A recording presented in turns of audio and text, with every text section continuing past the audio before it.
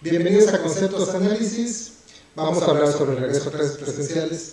¿Cómo ve la situación, Omar, del regreso a clases presenciales? Mira, creo que el regreso a clases presenciales tiene que seguir un orden y en ese sentido el primer punto es la situación vital organizativa. Hay que estar bien preparados en función de cómo vamos a regresar cuidando la salud. Hay un segundo momento en donde tenemos que pensar en la condición pedagógica y el impacto y cómo se tiene que organizar esa situación en función de la modalidad que se escoja, ya sea mixto, virtual, híbrido, etc. Y hay un tercer y muy primordial punto que tiene que abordarse, que es con respecto a este soporte socioemocional que es necesario y que pues vale la pena valorar si estamos listos para hacerlo. Muy bien. Pues vamos a hablar de diferentes temas de lo que comentabas y vamos a atender que los lugares públicos libres de COVID no existen. Ese es un elemento del que vamos a comentar de manera muy breve, porque eso ya lo sabemos, nada más hay que enmarcarlo en este momento, ¿no? Las dificultades en la pragmática es un tema del que no se está hablando.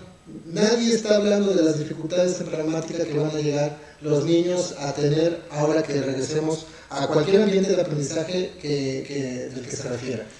Y fíjate, ahí en las escuelas estamos en la expectativa de un documento normativo que nos explique esta pragmática y desafortunadamente los documentos que acaban de surgir no especifican, no tienen condiciones claras acerca de cómo va a ser el orden de estas condiciones. Ya merito llega, casi ya les llega.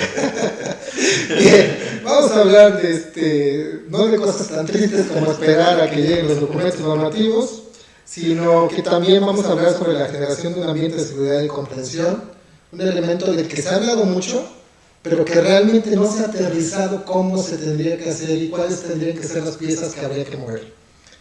El proceso escalonado del que se habla, de que está entendido de formas muy diversas y que se piensa un escalonamiento tradicional, no se está pensando de forma flexible. Y bueno, los aspectos técnicos y tecnológicos que se pudieran mencionar, que pueden ser de baja tecnología, de alta tecnología, dependiendo de cada una de los contextos. Bien, vamos a centrarnos primero en la parte, los lugares públicos libres de COVID-19 no existen. Se está partiendo ahorita de que un pensamiento casi mágico, de que los niños van a regresar a las escuelas y se pueden contagiar en la escuela. Es posible que lleguen y a lo mejor se contagian, cuando realmente es muy probable que los chicos ya vengan contagiados de su casa. Efectivamente, y esta situación impacta en el punto de vista de que estamos hablando no de niños o de una población específica que acude a la escuela, sino que esta población específica representa familias que conviven en un entorno familiar y por lo tanto se multiplica la cantidad de personas que están relacionadas en el entorno escolar, incluso siendo específicos, una secundaria que tenga turno matutino y vespertino, estamos hablando que si tienen cerca de 50 alumnos por grado y llegan a tener hasta 7 grupos por grado, 50 alumnos por salón y 7 grupos por grado, estamos hablando de 750 alumnos por un turno y 750 en el otro turno. Estamos hablando de cerca de 1000 familias conviviendo en ese espacio, ¿no? Entonces sí es algo que vale la pena revisar y que vale la pena sobre todo tener el concepto de que no es un espacio libre de COVID. Son 1000 familias conviviendo con una diversidad enorme de condiciones, muchas de ellas muy probablemente en este momento ya contagiadas. Y que nosotros llegamos a una casa y estamos acostumbrados ya a preguntar si me quito los zapatos, si no me quito los zapatos. Hay personas que tienen sus chanclitas para las personas que nos visitan. Hay una diversidad enorme, igual que va a llegar en las escuelas. Ahora, las escuelas tendrían que entonces estar formando en este aspecto o normando ciertas condiciones de hábitos para la convivencia en pandemia, incluyendo... Tal vez las escuelas deberían de tener sus chanclitas ahí para que ingresen al salón, no sé. Sí, definitivamente en las escuelas se nos está delegando la tarea de la formación con respecto a las familias en función de protocolos. Pero aquí hay un vacío importante con respecto a qué deben implicar esos protocolos. Y en función de ello, creo que las escuelas deben normalizar muchísimas situaciones que a lo mejor en casa son diversas.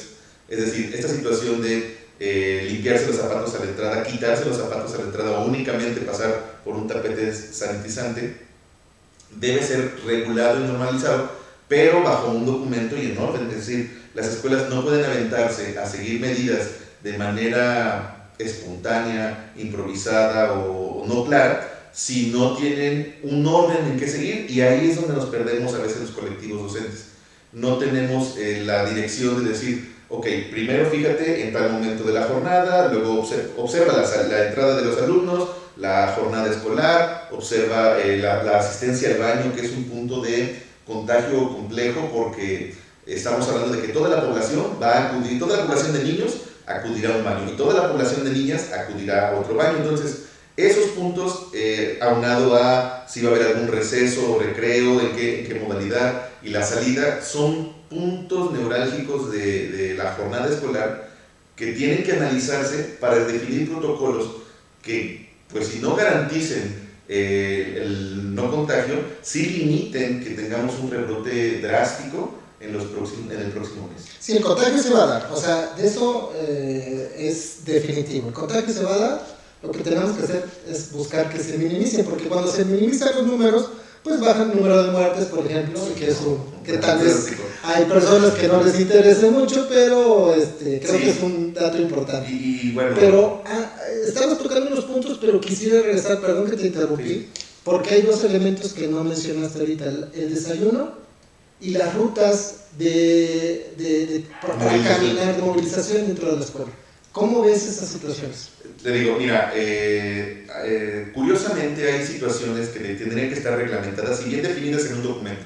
Es decir, las escuelas tendrían que comenzar a arrastrar el lápiz y elaborar estos protocolos que no nos van a llegar, que nadie nos los va a dar, porque en esta justificación de que somos diversos, la Secretaría de Educación no se ha dado la tarea de decir, ok, para escuelas pequeñas este protocolo puede servir como base, para escuelas medianas y para escuelas grandes Ni siquiera hay un parámetro de qué escuelas son de qué tipo, y creo que esto atiende a que resultaría risible decirle a una escuela, debes tener lavamanos, debes tener gel antibacterial en tales lugares, debes tener tantas personas haciendo el filtro de inicio, serían requerimientos que las escuelas no están en condiciones de realizar y que implican recursos. Y esa es la parte que la Secretaría de Educación está evitando llegar a plantear, ¿no? No te digo lo que necesitas porque no tengo recursos para darte. Y que no tendría que ser, Omar. O sea, todos sabemos que la educación gratuita no existe.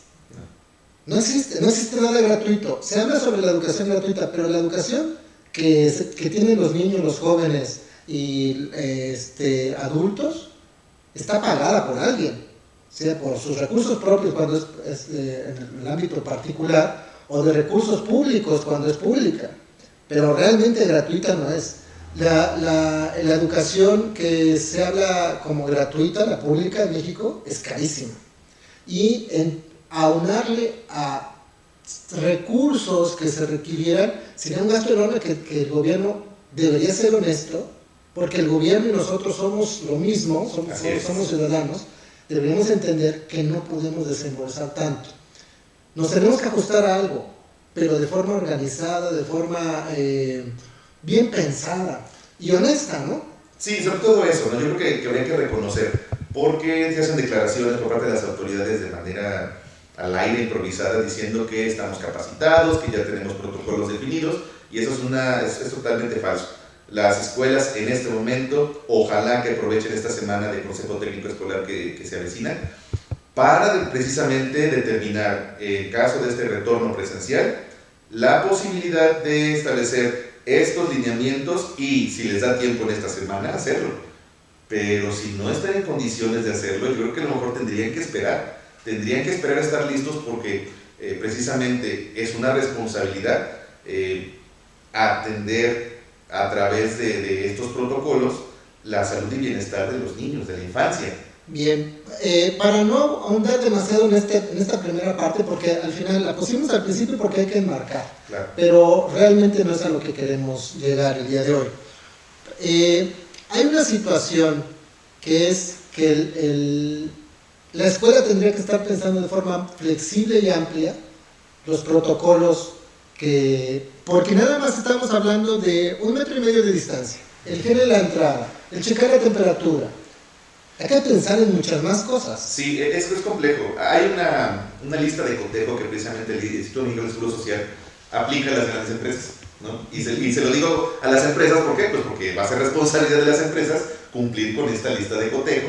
Bueno, pensemos ahora, no somos una empresa en las escuelas, pero contamos con una población similar.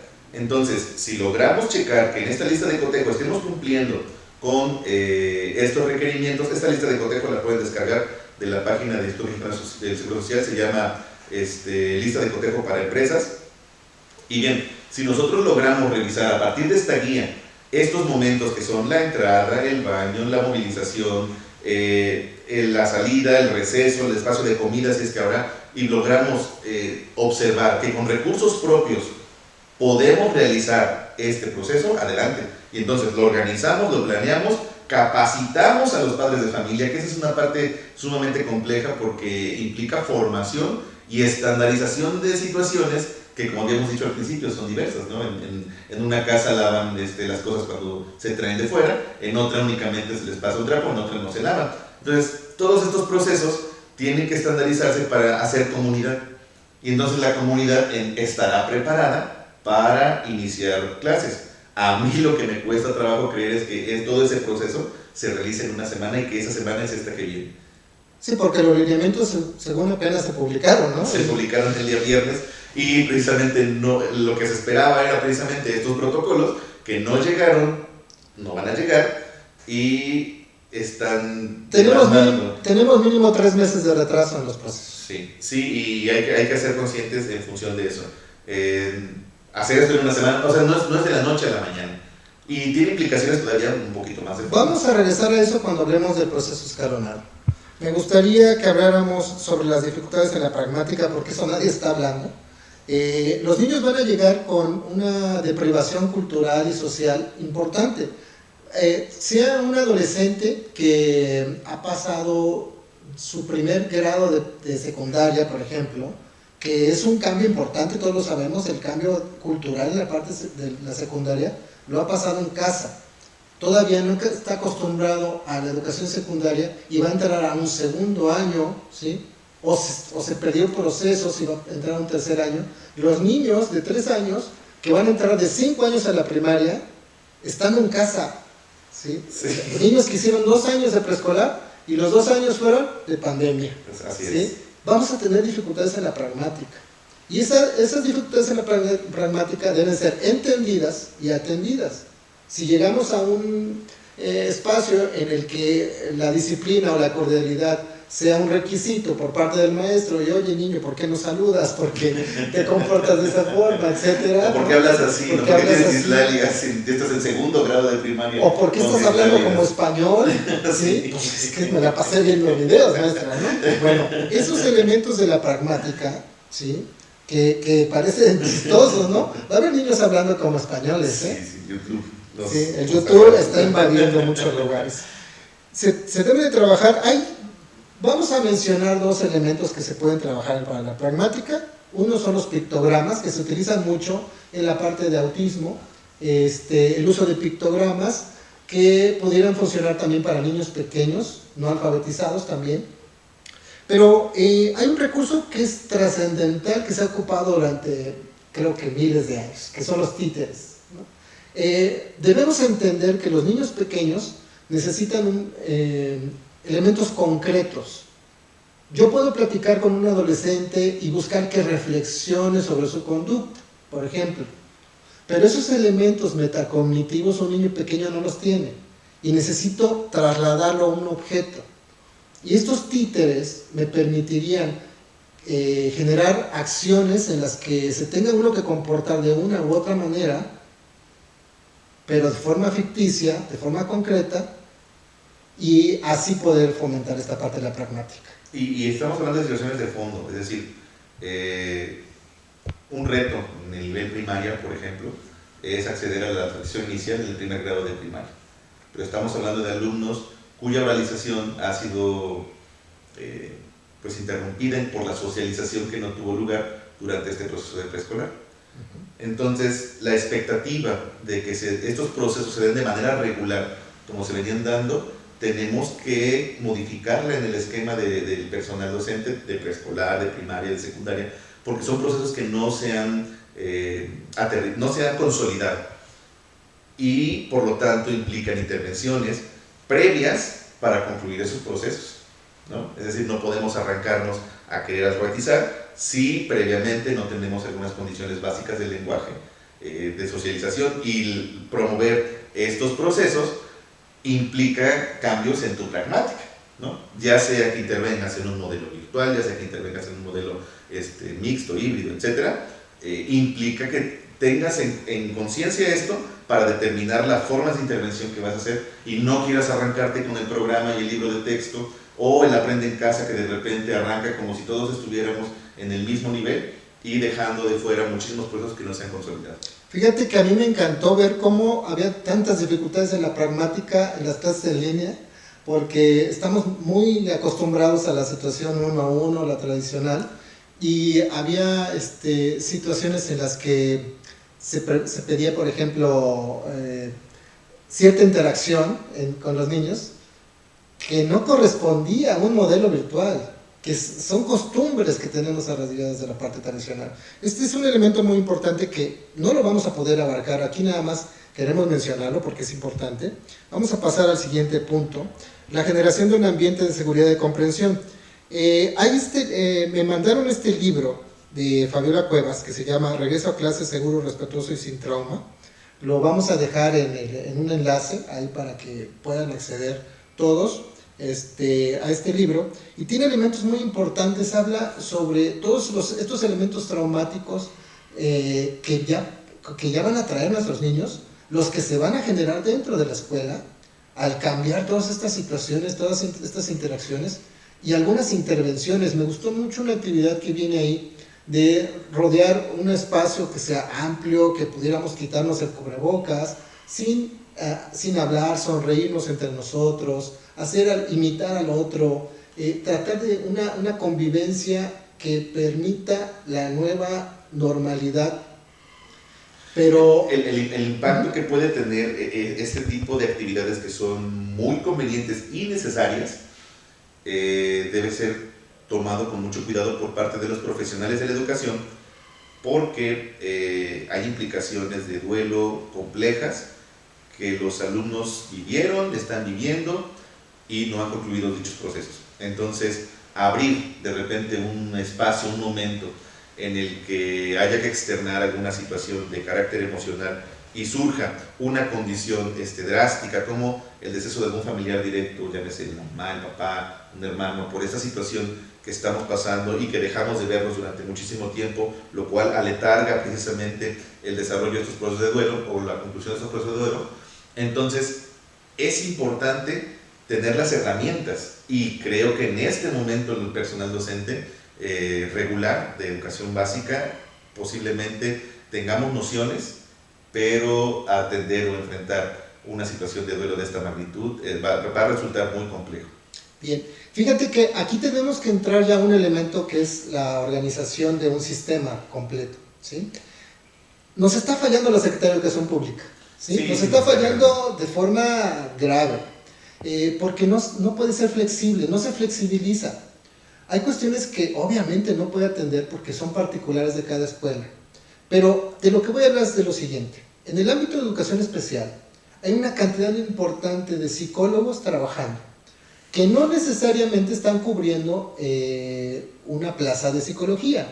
Puede ser que estén como maestros de apoyo, o pueden ser como maestros de lenguaje inclusive, o otra función, incluso supervisores, directores, etc.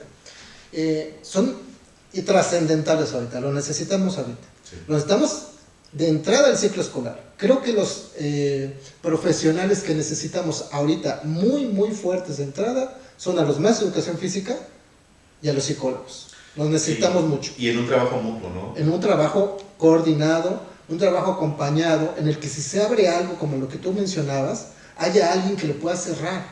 Exacto. Porque no podemos estar hablando de resiliencia y hablando de educación emocional y de algunas otras situaciones cuando ninguno de los maestros pudiera, de algunas escuelas, vaya a terapia, por ejemplo, ni siquiera esté sano como persona, ¿sí? Sabemos que en las escuelas hay cantidad enorme de dificultades de interacción, de comunicación, de empatía dentro de los mismos maestros. Ahora, ¿cómo estas personas vamos a atender a los niños? Estamos en un acompañamiento necesariamente, y es muy importante que esté acompañado de profesionales, y de la flexibilidad de la que hablaba es de desarticular estos espacios de los que hablamos de la USAER o de otros, y sacar esos elementos que necesitamos al menos un momento de forma emergente. Y es que pasa algo, ¿no? Pasamos el por qué yo y por qué yo lo tengo que hacer. Creo que esta parte de organización implica un liderazgo. Un liderazgo que tiene que venir de manera estructural, donde los jefes de sectores tienen que asumirse como responsables de una zona escolar, de un sector escolar, al igual que los supervisores, y entonces determinar, ok, tengo recursos humanos, tengo que distribuirlos de manera adecuada para brindar atención a esta necesidad. Dejar de pensar que se van a seguir resolviendo las cosas como venían resolviéndose en este modelo arcaico en el cual eres tú el maestro de grupo, son tus alumnos, es tu responsabilidad. No podemos utilizar estos recursos porque a ellos les toca hacer esta otra función. No, a ver, tenemos que romper esquemas y comenzar a distribuir los recursos donde corresponde. Así es, porque se piensa en las escuelas como una unidad total en la que ahí se tiene que resolver la situación, ¿sí? ¿Sabes qué? Me recuerda mucho a la inclusión educativa, ¿sí? No sé por qué, pero bueno, cuestión que también lineamientos y eso no se han publicado desde hace años. No, y que bueno, mencionando así como un breve paréntesis, esta cuestión de inclusión educativa que ha mostrado a través de este primer ensayo de educación a distancia que tuvo lugar durante este ciclo escolar que acaba de concluir. Bueno, la diversidad se dio a notar por montones. Entramos a las casas de los alumnos a través de los dispositivos de aquellos que sí tuvieron, y en función de eso, esta diversidad presentó muchísimas minorías que no fueron atendidas, y que es menester en este momento de los colectivos docentes no solamente pensar en la organización general, que es vital, en la organización de estos contenidos pedagógicos, sino también en la atención de esos procesos que de alguna u otra forma se separan de manera drástica del colectivo. Se crearon nuevos tipos de grupos vulnerables. Sí, desafortunadamente, ¿sí? ¿no? Y algunas brechas se hicieron más grandes, ¿sí? Desafortunado. Yo conozco casos en educación especial que les fue mejor, a los niños, que tuvieron una atención más individual, que no tuvieron que seguir un ritmo de un grupo, sino que fue atendido su propio ritmo. Entonces hubo un trabajo individual con algunos niños, algunas niñas, claro, que fue mejor, porque tenían otros recursos, sus padres, tecnológicos, la disposición del servicio de USAER, etc. Entonces, se crean nuevos tipos de grupos vulnerables, y es lo que tendríamos que estar revisando. Bien, me gustaría pasar al siguiente punto sobre el proceso escalonado. Definitivamente, no creo que tú lo creas, pero definitivamente no podemos ingresar de golpe ahorita el 30 de agosto. A mí me parece una barbaridad pensar que todos estos procesos de organización logística, sobre todo de sensibilización y capacitación, tengan lugar durante esta semana, y que fue obligado este proceso a hacerse en esta semana. ¿Por qué? Si estos lineamientos que surgieron el pasado viernes hubieran surgido en el mes de febrero, las escuelas hubieran estado en las posibilidades de generar precisamente todas este tipo de situaciones y estar pensando en un posible retorno ahorita. ¿A qué voy? Que a lo mejor en este momento sea el momento oportuno de comenzar a trabajar precisamente en este retorno escalonado, mixto, o de las variantes que se pueda dar, pero no para el 30 de agosto. Sí, fíjate que ahorita estoy pensando que cuando yo era niño a mí me encantaba saltar la cuerda, y el elástico, había un montón de juegos no importantes, pero me recordó ahorita el saltar la cuerda. Hay un momento para meterte cuando vas a saltar la cuerda, y es cuando la cuerda va bajando, te lanzas, ¿sí? Porque si te lanzas cuando está en otro elemento, definitivamente. Y vale la analogía con ciertas curvas que se están dando ahorita en este momento. Entonces, yo creo que nos podríamos tropezar ahorita si nos lanzamos, y tropezar es muertes. ¿Sí? Hay que decirlo así.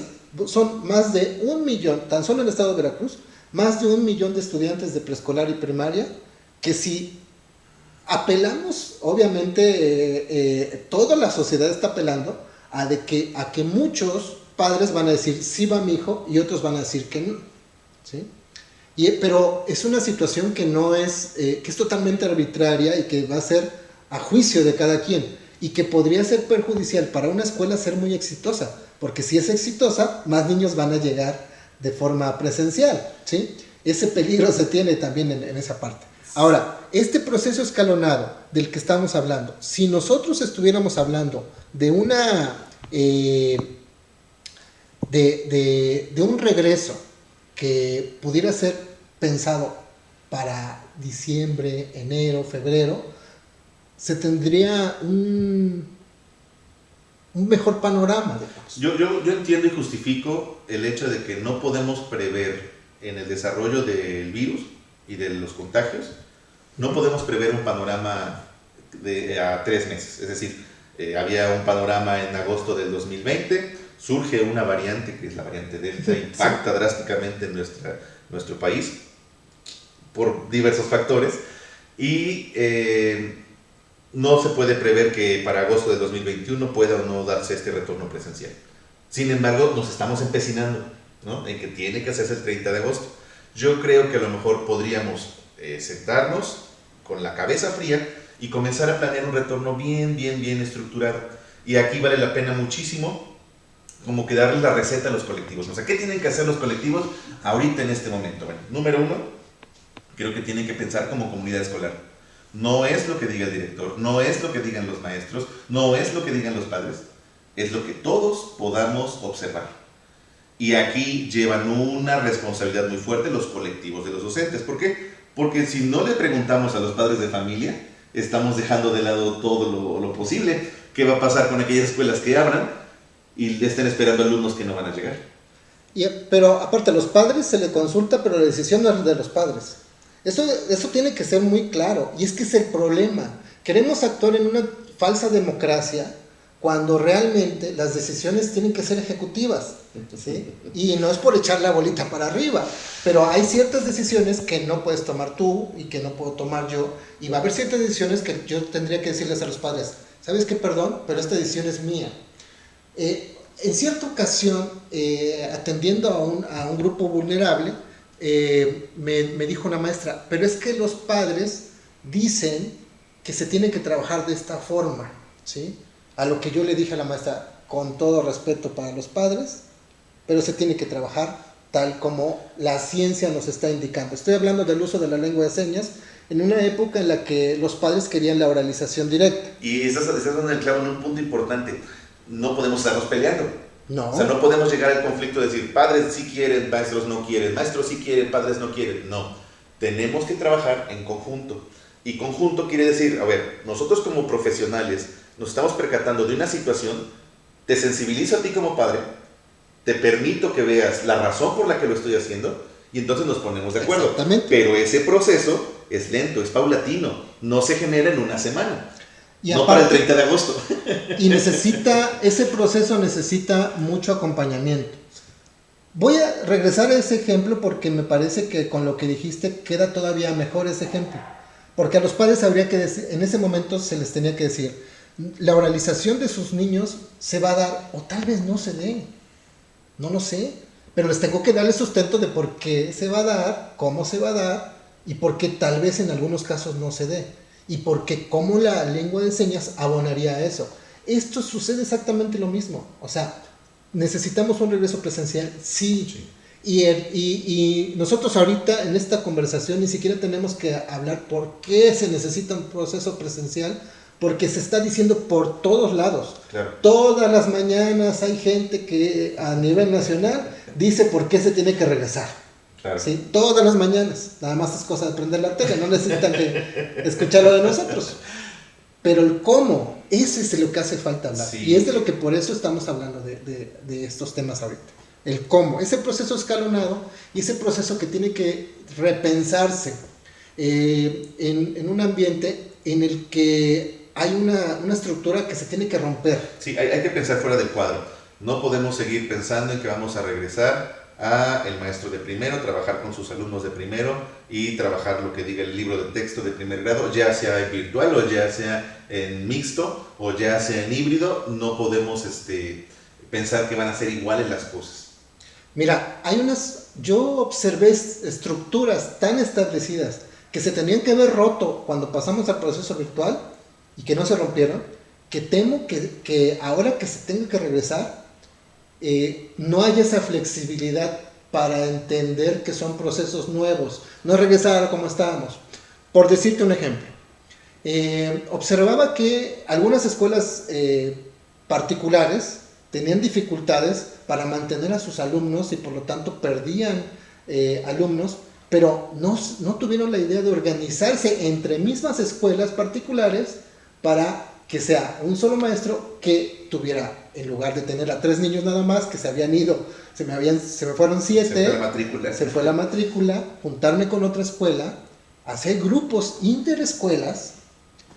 El trabajo multigrado en preescolar y en primaria no se atendió, no se vio.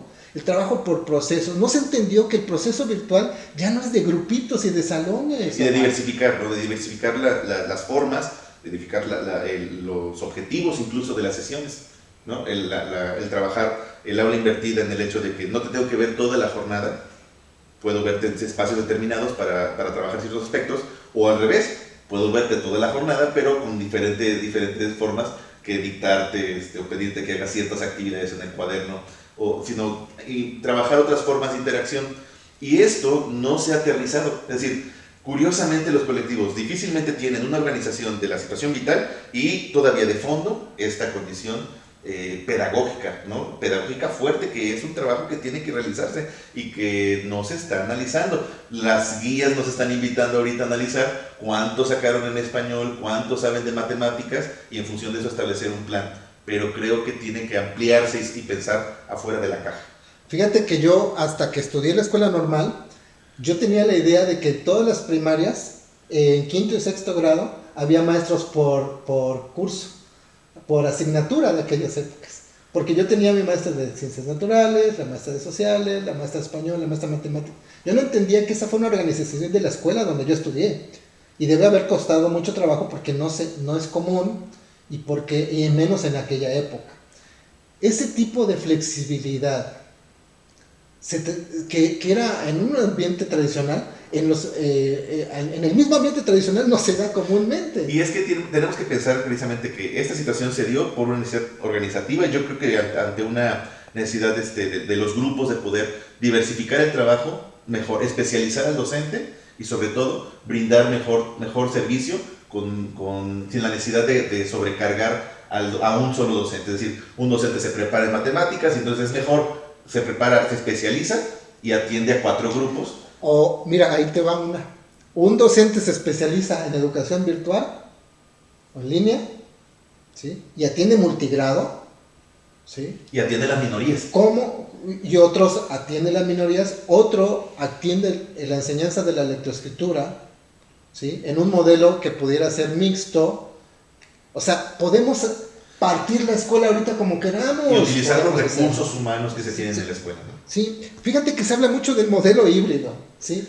Yo conozco sobre algunos modelos y yo diría, no se metan en problemas. Sí, es complejo, pero creo que esto obedece precisamente a la diversidad. La diversidad de las escuelas, de las posturas por parte de las familias, y vamos a hacer un ejemplo así breve y a grosso modo y de manera muy burda. Una escuela secundaria solicita que se acudan los alumnos de manera presencial, y es una escuela secundaria general, y no sé, hay un 10% de la población general que dice, los padres de familia dicen no queremos asistir, y menciona precisamente este acuerdo que surge el pasado viernes, que los equipos técnicos tendrán que hacer todo lo posible por también dar respuesta y atención a estas minorías. Todos tienen derecho a la educación. Pero lógicamente el maestro que le da a 8 grupos matemáticas no va a decir, voy a ir a la escuela a atender a mitades de grupos porque tiene que ser escalonado, y aparte tengo que atender por Classroom y por Zoom a estas minorías. Estas minorías de porcentajes de población. Entonces creo que ahí es donde a lo mejor podríamos decir, ok, bueno, hay cerca de 4 o 5 maestros de matemáticas, ¿no? Tal vez uno de ellos Es más, ni siquiera tendría que ser el maestro de matemáticas. Con un tutor que pudiera fungir como asesor de aquellos alumnos de manera virtual, con él se puede dar abasto para cubrir este 10% de la población y dar seguimiento a su programa de estudios particular, pero esto sería cuestión de flexibilizar, ¿no? El 80% de una escuela quiere acudir de forma presencial y el 20% quiere clases de forma virtual, por decir un ejemplo. La decisión final tiene que ser de la escuela, ¿sí? La escuela deberá decir, ¿saben qué? No podemos atender y vamos a atender virtual. Sus motivos tendrán que dar, Claro. ¿sí? Y dar un acompañamiento, una explicación, etcétera, un sustento. Sí. Pero también puede decir, sí, sí lo podemos hacer, lo vamos a hacer de esta otra forma. Oye, pero es que yo quiero que trabaje con la maestra Luchita o con la maestra Pepita. No, permíteme, esa es su maestra de grupo. Sí, claro. Pero el maestro de virtual es este maestro que está atendiendo, pero es que está atendiendo, el niño no está atendiendo porque está en primero y que está también atendiendo los de segundo. No. Perdón, pero eso son la las estructura. Es lo que estamos haciendo con lo mejor que podemos con lo que tenemos. Pero hay que tratar de hacerlo y hay que organizarlo. Hay que organizarlo y hay que, como maestros, poner de nuestra parte. ¿Sí? No decir, bueno, es que yo quería también dar virtual, sí, pero nada más necesitamos 2. Claro, ¿sí? o uno, y se postularon 5. Bueno, de esos 5 vamos a determinar por un sorteo, por quien tenga los mejores recursos. Somos demasiado democráticos. De repente, sí. no es quien tenga el mejor internet en su casa, ni claro. quien lo haga mejor, va a ser por sorteo. ¿Sí? Al final. Pero bueno, pues ya ni modo. O sea, es lo que al final de tenemos. cuentas es brindar el servicio que podemos brindar, ¿no? Porque esa es la parte. Los docentes vamos a hacer lo que podamos hacer. Pero ese podamos hacer, tenemos que pensar afuera de la caja. No podemos decir, yo nada más puedo hacer esto exclusivamente, que es dar clases. No, a ver, tenemos que ampliar nuestra gama de oportunidades que podemos brindar en seguimiento y en función de ello tratar de dar respuestas a estas necesidades. Por eso creo que es muy importante escuchar a los papás y no solamente preguntarle, oye, ¿quieres ir a la escuela o no quieres ir a la escuela? No, hay que preguntarle por qué y qué sugerencia me das. Y en función de eso, efectivamente, son sugerencias, no son indicaciones que nos estén viendo los padres, pero vale la pena escucharlo porque eso nos va a permitir armar estos modelos híbridos que son sumamente complejos y que creo que una escuela antes de formar un modelo híbrido tiene que resolver otras situaciones más complejas de orden vital, ¿no? de seguridad de la salud. Pero estas situaciones complejas sí se pueden llegar a abordar y si se determina en la escuela a cumplirlo, pues también generar un documento que les permita a ellos hacerlo de manera organizada y flexible. Sí, y tenemos que ver los aspectos técnicos y tecnológicos, que es el tema que estamos ahorita tratando de abordar, tratando de llegar a él, porque tenemos que hablar sobre aspectos organizativos, pero para un modelo híbrido deberíamos de tener, por ejemplo, un buen internet en la escuela. Sí, me preguntaba la maestra muy preocupada. Entonces, tenemos que dar clases en la escuela y clases virtual, y decía otro compañero por ahí, pues yo podría grabarme, ¿no? Grabarme y de manera directa, unos me están viendo aquí, otros me están viendo por Zoom, y se resuelve todo muy sencillo. Y sí, podría ser así, siempre y cuando el ancho de banda nos dé en la escuela para poder atender así la cantidad de grupos que necesitamos formarnos en esa parte de conocimiento tecnológico, necesitamos revisar qué sucede en las casas, una organización. Yo platicaba con una educadora recientemente sobre algunos temas de esta pandemia y le decía, es que sabes que me observo y me llama mucho la atención que las educadoras que tanto hablan de las áreas, que tanto hablan de las rutinas, que tanto hablan de la importancia del juego, de repente llegaron a un ambiente virtual y se olvidaron de que las áreas eran necesarias, de que las rutinas eran necesarias, de que tendrían que generar las áreas en el aula que ahora estaba en la casa, ¿sí? De atender todos esos principios educativos que nos permiten revisar qué tecnología hay en la casa, pero que también otros materiales de baja tecnología tienen, ¿sí? Desde rotafolios, hojas, lo que sea. No, y el entorno familiar ofrecía un laboratorio en la cocina, muchísimas, ¿no? Un espacio abierto, el patio. Sabemos que la diversidad de hogares es amplia, pero hay elementos del entorno doméstico que son de mucha utilidad. Ahora voy a este punto que mencionas.